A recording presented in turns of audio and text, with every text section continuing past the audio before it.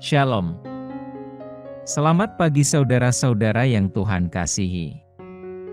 Pada pagi hari ini, kita akan belajar firman Tuhan. Namun, sebelum kita memulai renungan pagi ini, mari terlebih dahulu kita berdoa.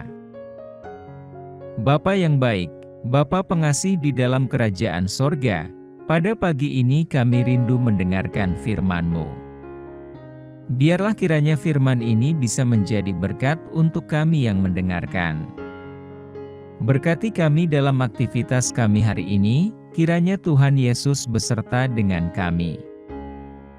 Berkati kami dalam setiap pergumulan kami, agar kami bisa melewatinya dengan tuntunan Roh Kudus.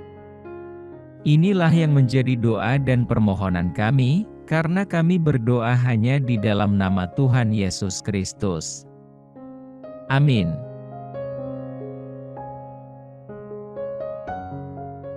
Saudaraku yang Tuhan kasihi, pembacaan firman Tuhan pada pagi ini tertulis dalam Kejadian 17, ayat 6-7. Demikian firman Tuhan. Karena katanya kepada mereka, "Coba dengarkan mimpi yang kumimpikan ini. Tampak kita sedang di ladang mengikat berkas-berkas gandum, lalu bangkitlah berkasku dan tegak berdiri, kemudian datanglah berkas-berkas kamu sekalian mengelilingi, dan sujud menyembah kepada berkasku itu."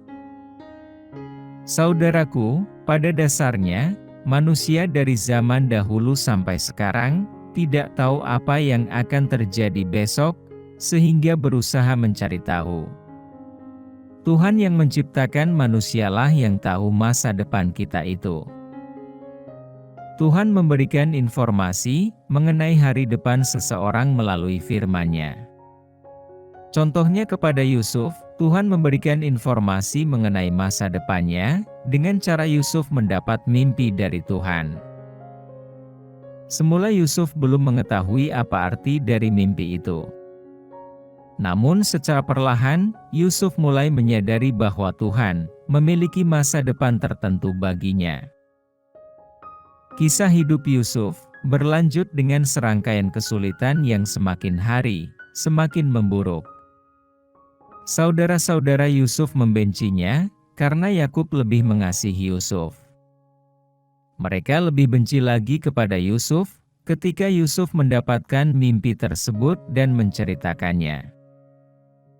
Karena mimpi itulah, maka saudara-saudaranya berniat membunuh Yusuf, namun akhirnya menjual Yusuf sebagai budak di tanah Mesir. Lebih buruk lagi, Yusuf dimasukkan ke dalam penjara. Sampai di titik ini, hidup Yusuf bertentangan dengan mimpi yang didapatnya. Namun dalam semua peristiwa itu, Tuhan selalu menyertai Yusuf. Pada akhirnya, Yusuf tiba di masa depan yang luar biasa sebagai wakil Fir'aun, sesuai dengan mimpi yang Tuhan berikan. Saudaraku, apakah ada kepastian mengenai masa depan yang baik di dalam Tuhan? Bagaimana kita mengetahui tuntunan Tuhan mengenai masa depan kita? Yang pertama, masa depan ada di dalam tujuan. Ketika seseorang membuat barang, atau program komputer atau aplikasi HP, tentu ada manfaat atau tujuannya. Tuhan menciptakan kita dengan tujuan tertentu. Tuhan mendesain kita secara spesifik, untuk menghidupi tujuan tersebut. Masa depan kita terletak di dalam tujuan itu. Jadi kita perlu mengetahui tujuan kita, agar mengerti masa depan kita. Orang yang menjalani tujuan itu, berarti sudah berjalan pada arah yang tepat menuju ke masa depannya. Yang kedua, Tuhan memberi informasi melalui firman-Nya. Kepada hamba-hambanya atau nabi-nabi atau murid-murid, Tuhan selalu berkomunikasi dengan mereka. Tentu saja dengan cara komunikasi yang berbeda-beda. Ketika Tuhan memanggil mereka untuk menjalani panggilannya, disitulah Tuhan menunjukkan masa depan mereka. Kepada kita sekarang, prinsip yang sama Tuhan terapkan. Tuhan mempunyai tujuan atas hidup kita, maka Tuhan memanggil kita untuk menunjukkan masa depan kita. Ketika mendengar firman melalui ibadah online atau onsite, membaca Alkitab atau menyembah secara pribadi, biarlah telinga rohani kita terbuka kepada suara Tuhan.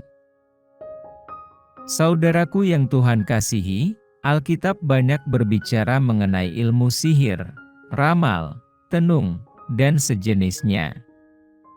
Tidak pernah sekalipun Alkitab menganjurkan orang percaya untuk percaya kepada hal-hal tersebut.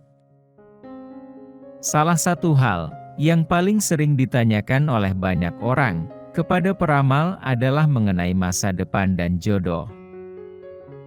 Tidak ada seorang pun di dunia ini tahu mengenai masa depan Anda selain Tuhan.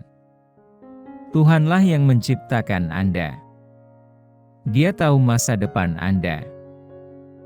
Jika penasaran akan masa depan Anda, jangan bertanya kepada peramal, membaca horoskop atau garis tangan, tetapi bacalah kebenaran firman Tuhan. Apakah ada kepastian mengenai masa depan di dalam Tuhan? Jawabannya ada.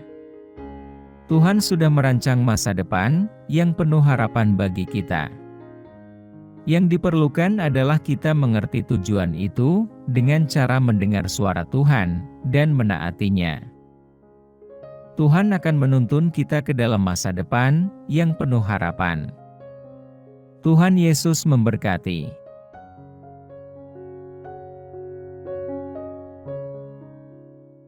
Demikianlah renungan firman Tuhan pada hari ini, semoga menjadi berkat bagi kita semua.